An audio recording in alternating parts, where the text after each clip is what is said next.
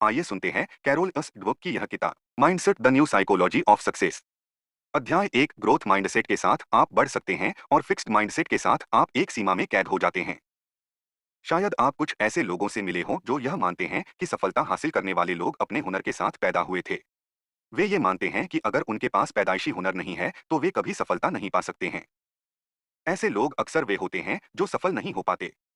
जब लोग सफलता हासिल ना करने पर निराश हो जाते हैं तब वे दूसरों को दोष देने लगते हैं।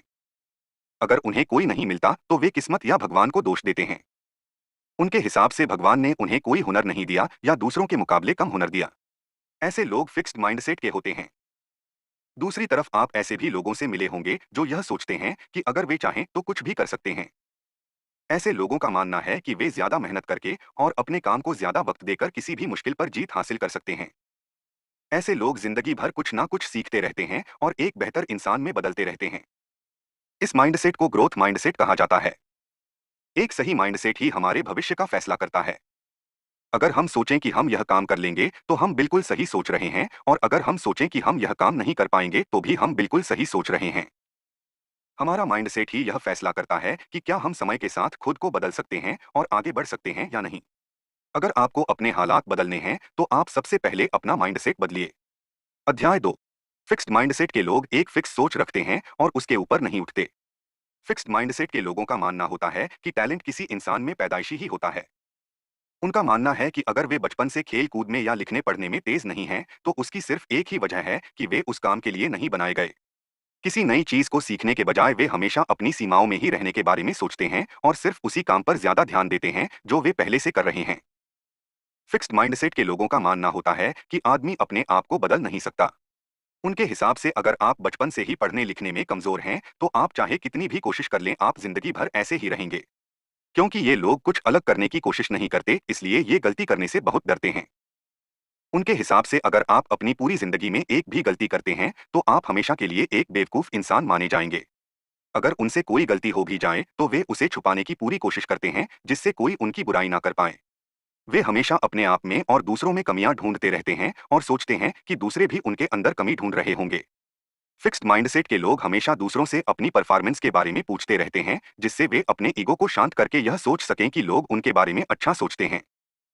फिक्स्ड माइंडसेट के लोग जब भी किसी नए काम को शुरू करने की कोशिश करते हैं और उसे सही से नहीं कर पाते तो वे सोचने लगते हैं कि वे जिंदगी भर उस काम को नहीं कर पाएंगे और निराश होकर काम छोड़ देते हैं।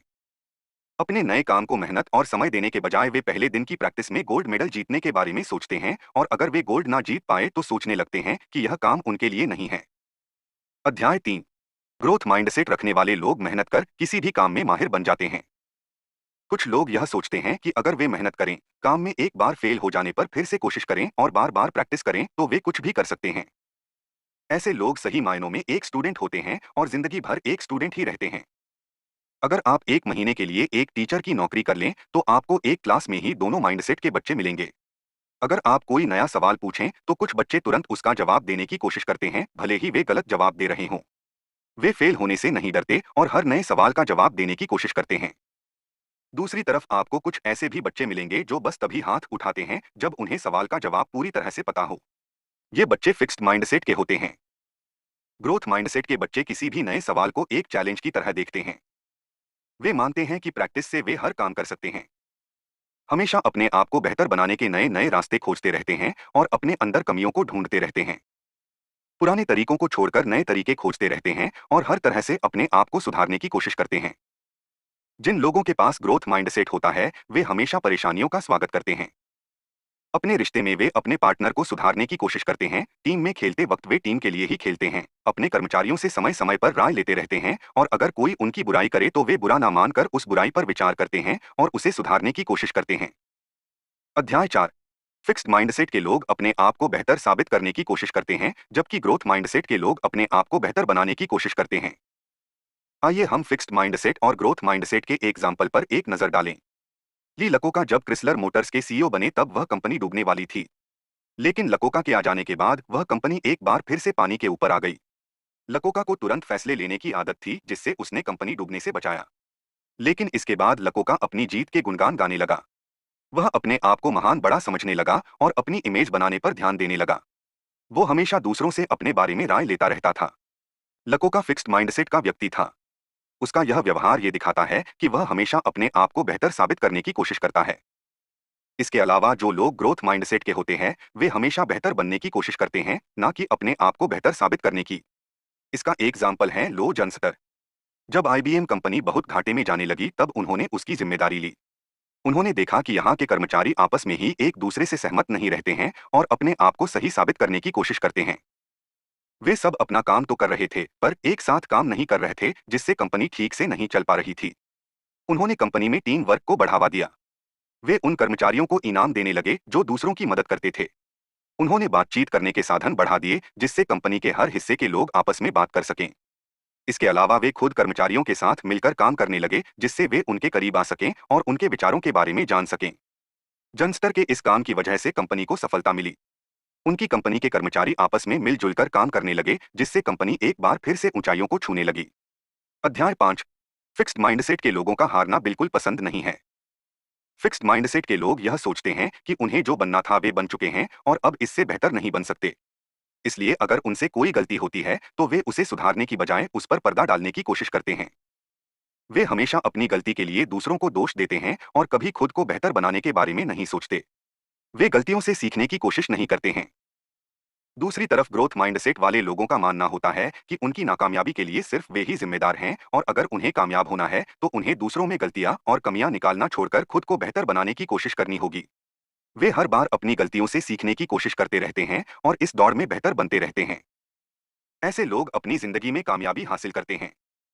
अगर वे हार जाएं तो वे बेईमानी नहीं करते और ना ही अपनी गलती पर पर्दा डालने की कोशिश करते हैं। इतिहास का हर सफल व्यक्ति ग्रोथ माइंडसेट का था। कामयाबी एक रात में कभी हासिल नहीं की जा सकती।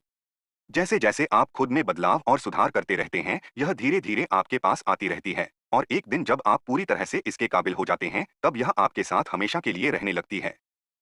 अध्याय 6। फिक्स्ड माइंडसेट के लोग अच्छी और बुरी किस्मत पर विश्वास करते हैं और ग्रोथ माइंडसेट के लोग अपनी किस्मत खुद से लिखते हैं। फिक्स्ड माइंडसेट के लोगों को किसी भी मुश्किल हालात का सामना करने में हमेशा परेशानी होती है।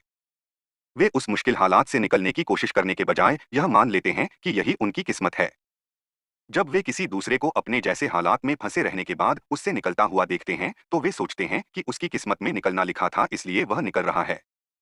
इस तरह की सोच रखने वाले लोग अच्छी किस्मत के काबिल नहीं हैं, इसलिए उनकी किस्मत अच्छी नहीं होती। अगर वे उस मुश्किल हालात से निकलने की कोशिश करेंगे, तो वे अच्छी किस्मत के काबिल बन जाएंगे और सफल हो जाएंगे।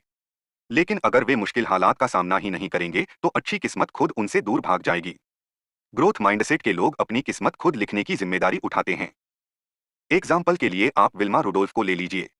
छोटी उम्र में ही उन्हें पोलियो की बीमारी हो गई थी और डॉक्टर ने कहा था कि वे कभी चल नहीं पाएगी। लेकिन उनकी मां ने उनका हौसला बढ़ाया और कहा कि वे एक दिन जरूर चलेंगी। फिर विल्मा ने 1960 की ओलंपिक की रेस में 3 गोल्ड मेडल जीते। उन्होंने अपनी किस्मत को चुपचाप स्वीकार नहीं किया, बल्कि उसे बदलने की पूरी कोशिश की और वो कर दिखाया जो सुनने में असंभव सा लगता है।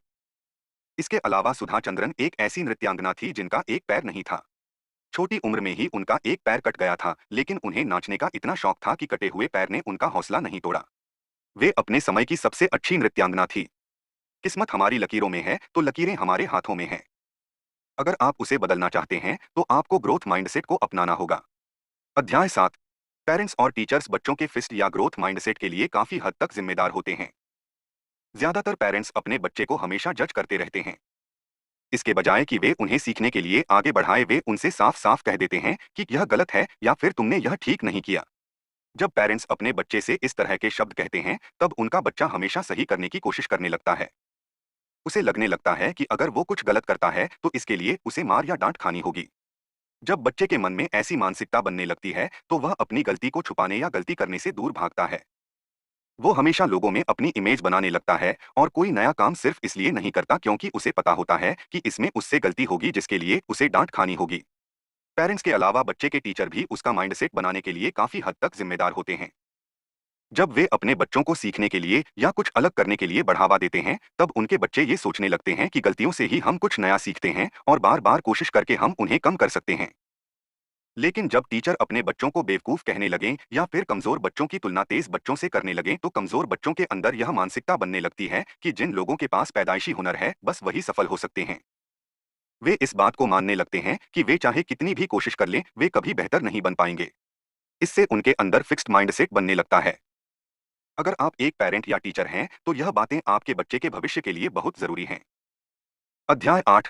कामयाबी हासिल करने के लिए ग्रोथ माइंडसेट का होना बहुत जरूरी है। अब आपके दिमाग में शायद यह सवाल उठ रहा हो कि क्या हम फिक्स्ड माइंडसेट से छुटकारा पा सकते हैं? अगर हाँ, तो कैसे? अच्छी बात यह है कि हाँ, आप फिक्स्ड माइंडसेट से छुटकारा पाकर कामयाबी हासिल कर सकते हैं। आइए देखें कैसे। सबसे पहले आप किसी भी चीज को अच्छा या बुरा मत समझिए। अगर आपसे कोई गलती हो जाती है, तो आप अपने आप के बारे में या गलती करने वाले के बारे में बुरा मत सोचिए। आप सोचिए कि गलतियां हो जाती हैं और उन्हें सुधारा जा सकता है। आप अपनी गलतियों को अपनी बेवकूफी की निशानी ना समझकर उन्हें सीखने का एक जरिया समझिए। फिक्स्ड माइंडसेट को छोड़ना इतना आसान नहीं होता, क्योंकि आपको गलती करने से डर लगता है और आप यह सोचते हैं कि इसके लिए लोग आपको बेवकूफ समझेंगे या आपकी बुराई करेंगे, इसलिए आप कुछ नया करने की कोशिश ही नहीं करेंगे। इससे छुटकारा पाने के लिए आपको सबसे पहले लोगों को अनदेखा करना सीखना होगा। आपको यह सोचना होगा कि लोगों के कुछ भी कहने से कोई फर्क नहीं पड़ता, क्योंकि आपकी जिंदगी लोगों की मेहरबानी की वजह से नहीं चल रही। आपको अपने अंदर से लोग क्या कहेंगे वाली सोच को निकालना होगा। फिक्स्ड माइंडसेट को पूरी तरह से छोड़ने की कोशिश मत कीजिए।